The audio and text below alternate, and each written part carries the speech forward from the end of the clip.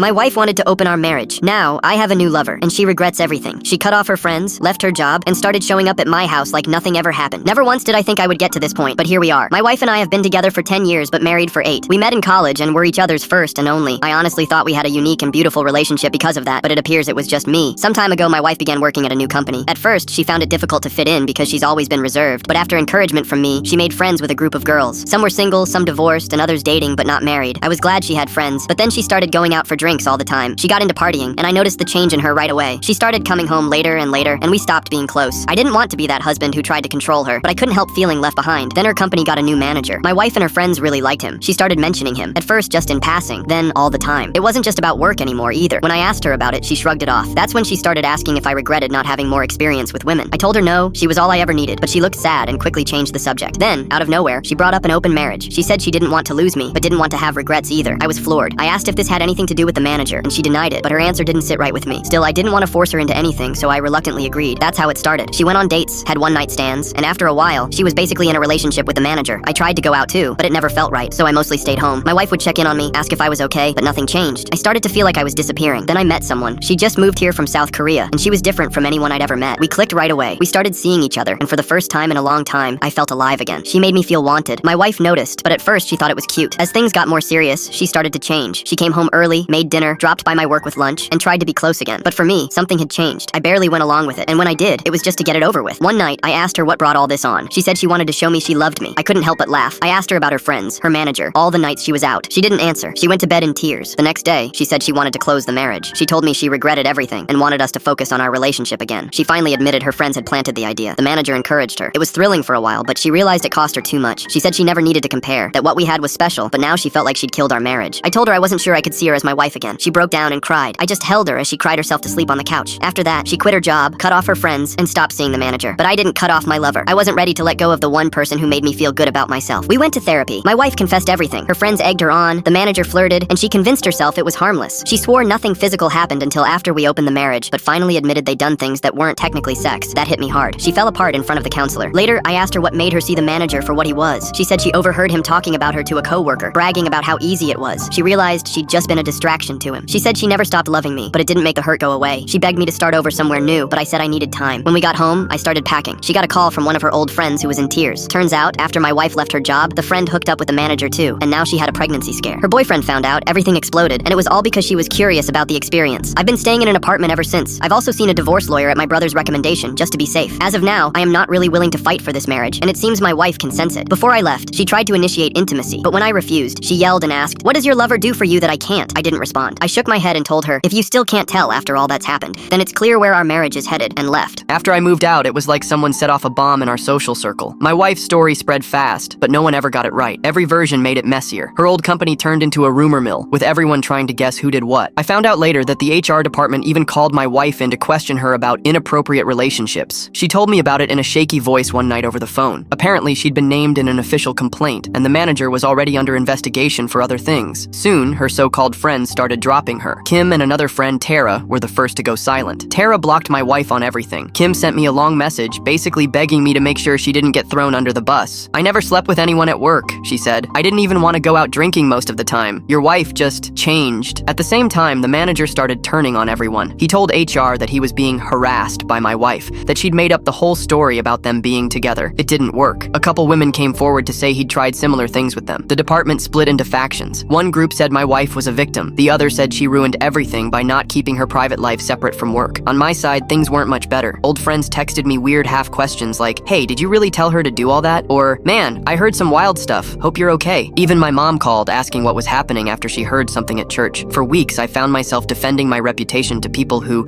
honestly barely even knew the whole story. The final blow came at a party I went to out of habit. Someone asked, "So are you the guy with the open marriage?" I stood there, drink in hand, not sure whether to laugh or throw it at the wall. I left early and didn't go back. Meanwhile, my wife called me at least once a week, usually in tears. She apologized, sometimes for herself, sometimes for me. She said she'd heard I was seeing someone seriously, and then begged me not to believe anything the manager said about her. I tried to keep it polite, but each call felt more draining than the last. Our divorce dragged on, even after we agreed to split most things evenly. At first, my wife insisted she wanted a peaceful split, but as soon as paperwork started, she sent a huge list of demands. She wanted the house, the car, half my savings, and the dog. Her lawyer sent a letter threatening to pursue full restitution substitution for pain and suffering if I didn't comply. My lawyer was tough, a no-nonsense woman named Marissa. Don't let her guilt you, she said. She's trying to play the victim card. We dug into finances. My wife claimed she'd contributed more to the down payment, which wasn't true. She even tried to say I'd been emotionally neglectful, pointing to texts where I said I felt disconnected. The texts were real, but she left out everything that happened before she started seeing the manager. We had a mediation meeting where she broke down in tears, talking about how lonely she was and how she'd lost all her friends. I felt a weird mix of guilt and anger. Guilt because I knew she really was alone. Anger because it was her decisions that blew up our lives. The mediator asked if we could try to see each other's point of view. My wife looked at me with red-rimmed eyes and whispered, "Please, can we just end this so I can move on?" I nodded, but her lawyer kept pushing for more money. There was a point where I found out she'd withdrawn nearly £5,000 from our savings account a week before the separation. She claimed it was for living expenses, but she'd also paid for a 2-week Airbnb and a bunch of new furniture. Marissa said we could take it to court, but it'd just drag things out. I ended up letting it go, wanting to be done with it all. The house was the last thing to settle. My wife eventually agreed to let me keep it, but only if I paid her a lump sum. I scraped together the money, cashed out a couple investments, and made the transfer. Signing the paperwork felt like getting released from a really long, really bad prison sentence. Suman and I started getting serious during all this chaos. She helped me move my stuff, hung up new curtains, even helped repaint the living room to make it feel like a new start. We went out with her friends, cooked dinner together, tried to build something that wasn't just a reaction to my marriage falling apart, but the divorce drama kept creeping in. My wife sent Suman a message on Instagram. At first, it was just a couple warnings about me being emotionally closed off, but then she started asking about my whereabouts,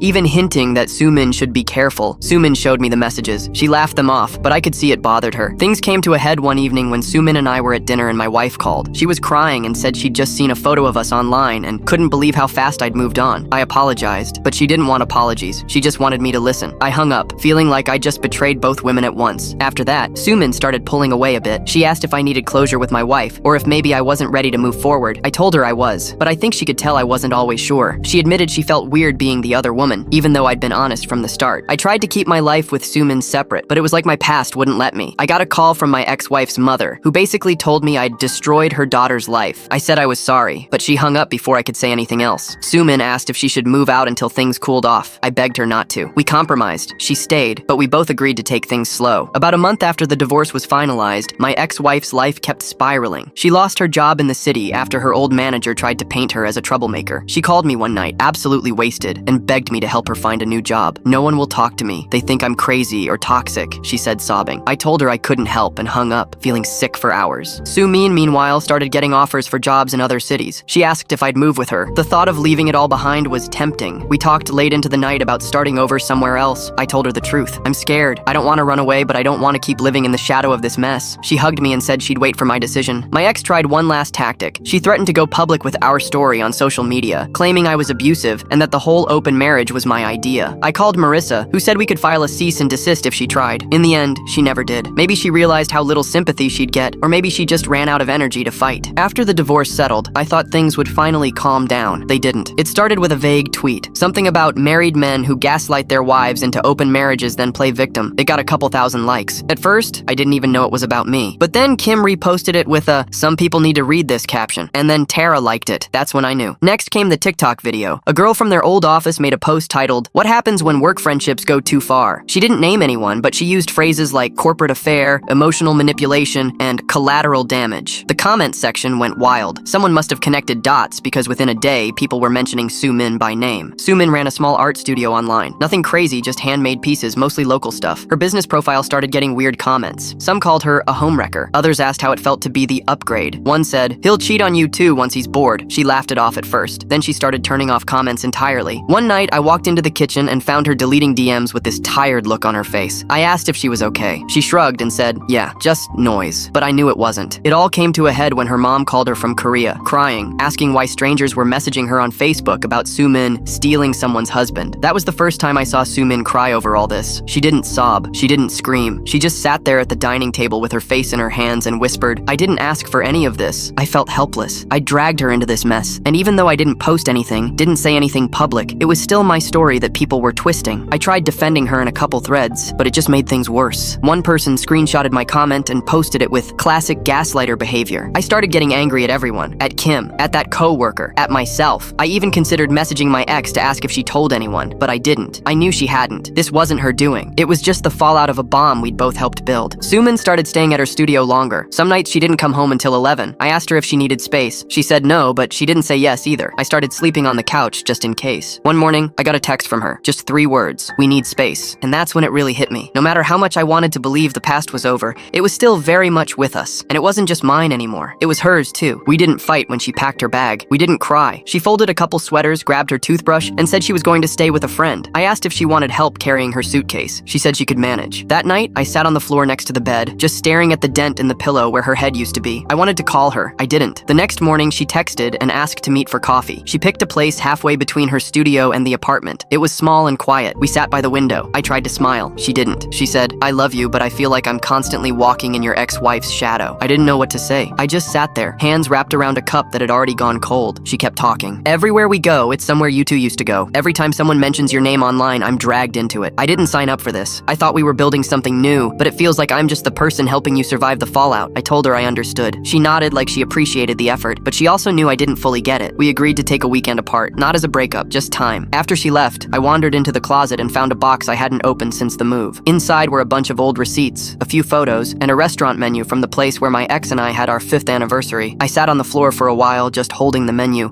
wondering what the hell happened to me. The next day, I drove back to the neighborhood we used to live in. The bakery on the corner had changed owners. The park down the street now had a dog run, but the apartment building looked the same. I didn't go inside. I just stood across the street and stared. I remembered how we used to argue about laundry and how she'd always forget to set timers. I remembered Sunday mornings when she'd read on the couch while I made eggs. I remembered the night she first mentioned the open marriage. She had been so calm, like she was reading off a list she'd practiced. I went to our old grocery store next, walked through the aisles, saw the cereal she liked, and felt something tighten in my chest. Not because I missed her, but because I realized how much of my identity had been built in that relationship, and how much of me was still stuck in it. I drove home without the radio on, just silence. When I got back, the apartment felt hollow, even with Sumin's art on the walls, even with her slippers by the door. I realized I didn't just want her back. I wanted to be the version of myself she first fell for, the one who made her feel chosen, not dragged into some long, bitter sequel. That night, I wrote her a message. I didn't ask her to come home. I didn't beg. I just told her the truth, that I wasn't over everything, that I was trying, that I hoped she'd come back, not because I needed rescuing, but because I wanted to earn being with her. She didn't reply right away. When she finally did, it was a simple, thank you for saying that. I need more time. So I waited, and in that waiting, I stopped trying to fix the past. I just let it breathe. I hadn't heard from my ex in weeks. The last I saw of her was a blurry video someone reposted from a private story. She was out at some bar, slurring her words and yelling at a bouncer. A friend sent it to me with the caption, "Is this her?" I didn't answer, but yeah, it was. A week later, I got a letter in the mail. No return address, just my name and handwriting I recognized right away. Inside was 6 pages, front and back. It smelled like the soap she used to use. She said she was in rehab, somewhere out of state. She didn't name the place, just called it a place with no mirrors and too much oatmeal. She wrote, "This isn't a guilt trip. I'm not asking for anything. I just wanted to explain before I stopped talking altogether." Then she started from the beginning. "I never felt like I was enough, even before you. I used to watch my mom put on lipstick just to talk to the mailman. She told me once that men don't love you unless you give them a reason every day. That got in my head early. I think that's why I chased attention like a dog with a broken leg. It didn't matter who it came from. I just needed to know I still had it." She admitted she'd started drinking more during the marriage. Said the first time she got blackout drunk with her coworkers, she woke up terrified and lied to me about where she'd been. "You always believed me." That made it worse. She said she never planned on sleeping with the manager, but the attention, the compliments, the way he made her feel like she hadn't aged 10 years in her marriage, it all added up. I got addicted to being wanted. Not loved, just wanted. There's a difference, and I didn't know it until it was too late. She talked about the night she saw Sumin and me online. She said she didn't recognize me at first, that I looked like someone who'd let go. "It made me hate myself, not because you moved on, but because I realized you were free, and I was still stuck in a loop I built myself." The last page hit the hardest. "I hope she's good to you. I hope you let her love you without testing her every step of the way like you did with me. I know I hurt you. I know I wrecked everything, but for whatever it's worth, I really did love you. Just badly. Just wrong. I don't want to be part of your story anymore, but thank you for being part of mine." There was no signature, just a single line at the bottom that said, "Please don't write back." I sat with the letter in my lap for a long time. I didn't cry. I didn't rip it up. I just kept reading that one line over and over, trying to figure out if it was supposed to be mercy or punishment. In the end, I put it back in the envelope and locked it in a drawer I hadn't opened since we moved in. I didn't hear from her again. A couple months passed. Sumin came back, quietly. No big moment, no dramatic reunion. She just walked in one evening, dropped her keys on the counter and said, "I brought dinner." I didn't ask if she was staying. I just set the table. We didn't talk much about what had happened, at least not right away. She focused on work. I kept busy helping my brother with a few house projects. We slept in the same bed, but there was a gap between us. Not just physically, like we were both waiting to see if the other person still fit. Then one day I got a message from an old mutual friend. My ex was out of rehab. She was staying with her cousin, doing better. I didn't respond, but I thought about it a lot more than I should have. The next week I passed by the cafe we used to go to. Out of nowhere, nowhere, I walked in. The place hadn't changed. I sat down, ordered the drink she used to like, and texted her. I'm not looking to rehash everything, but if you ever want to talk in person, one last time, I'm open to that. She responded later that night. We met at a park, somewhere neutral, public enough that it couldn't get emotional in the wrong way. She looked different, not bad, just smaller, like life had wrung her out and now she was starting fresh, still damp from the rinse. She smiled when she saw me. I was afraid you wouldn't come. I said, I was afraid I would. We sat on a bench, watching kids on scooters and dogs chasing each other. She asked how I was. I told her the truth, that I was tired, but okay. She nodded. Yeah, that sounds right. We talked about everything and nothing. Rehab, her job search, how her cousin had become her therapist without meaning to. She said she'd started journaling, that she was learning to sit with silence. I told her about the letter, that I'd read it more than once, that I wasn't mad anymore. She said that was all she could hope for. Then she said something that stuck. I don't want to be forgiven. I want to be understood, even if it's too late. I told her I got it. Before we left, she asked if she could hug me. It was the most human we'd been with each other in years. No tension, no hunger, just a quiet moment between two people who shared too much to ever be strangers, but not enough to still be lovers. When I got home, Sumin was painting in the living room. She looked up and asked, "Did you go?" I said, yeah. She didn't look hurt, just curious. Do you feel done now? I nodded. Yeah, I do. She turned back to the canvas. Okay, then let's finally stop dragging ghosts around. That night, we stayed up late, not talking about the past, not planning the future, just existing in the same room, both of us finally breathing like the air had cleared. A month later, Sumin got the job offer. It was in Seattle, full-time, decent pay, something creative. She sat me down and said she wasn't asking me to go. She just needed to know if I wanted to. I didn't answer right away, not because I didn't care, but because I finally realized this wasn't about chasing something. It was about choosing something. We talked about it for days. Some nights we circled the same questions. Other nights we just sat in silence, but there was no pressure, no one begging, no one running. In the end, she left. I didn't go with her, not out of fear, not out of doubt, but because, for the first time in a long time, I needed to know who I was on my own. We hugged at the airport, no dramatic goodbyes, no promises we couldn't keep. She just said, I'll call, you better answer. And I said, I always have. After she left, I repainted the apartment, got rid of some stuff I hadn't touched since the divorce, bought a new couch that didn't carry any history, even changed my phone number. It felt good, not like erasing everything, just clearing space. I started therapy, for real this time, not as a favor to someone, not as a last resort, just because I wanted to get better at being myself. My therapist asked why I came in. I said, I don't want my past to be the loudest voice in the room anymore. I reconnected with my brother too. We grabbed beers, talked about stupid stuff, laughed more than I thought I could. He told me he was proud of me. I believed him. One night, I sat in the middle of the living room floor, surrounded by boxes I didn't need to unpack. I looked around and realized I wasn't waiting for anything. Not a phone call, not a text, not closure, just peace. And it wasn't loud, it wasn't exciting, but it was mine.